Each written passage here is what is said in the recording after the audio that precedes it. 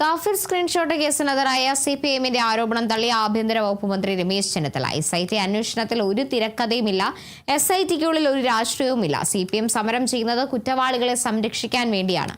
യഥാർത്ഥ കുറ്റവാളികളെ നിയമത്തിന് മുമ്പിൽ എത്തിക്കും. നാളെ വർഗീയ ചേരിതിരിവുണ്ടാക്കാൻ ആരും ശ്രമിക്കാൻ പാടില്ല.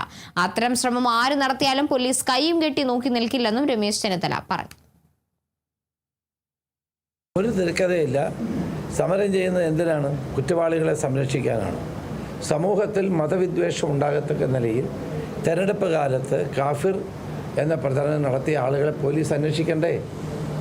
അത് ആരാണ് എന്ന് കണ്ടെത്തണ്ടേ? കഴിഞ്ഞ ഗവൺമെൻറ് കാലത്ത് അന്വേഷിച്ചിട്ട് അത് മടക്കിയ ഫയലാണ്. അത് എനിക്ക് പരാതി കിട്ടിയപ്പോൾ ആ പരാതിയെപ്പറ്റി ഞാൻ അന്വേഷിക്കാൻ ഒരു ടീമിനെ വെച്ചു. ആ ടീമിനകത്ത് ഒരു രാഷ്ട്രീയവുമില്ല. യഥാർത്ഥ കുറ്റവാളികൾ ആരാണ് എന്ന് കൊണ്ടുവരിക കാഫിർ കേസിൽ ഏറ്റവും പ്രധാനപ്പെട്ട കാര്യമാണ്. കാരണം നാളെ ഇതുപോലെ വർഗീയ വിദ്വേഷം ഉണ്ടാക്കാനും വർഗീയമായ ചേരിതിരിവ് ഉണ്ടാക്കാനും ആരും ശ്രമിക്കാൻ പാടില്ല. തെരഞ്ഞെടുപ്പ് സമയത്ത് വർഗീയമായ ചേരിതിരിവ് ഉണ്ടാക്കാൻ ആര് ശ്രമിച്ചാലും അതിനെ പോലീസിന് കൈയും കെട്ടി നോക്കി സാധ്യമല്ല.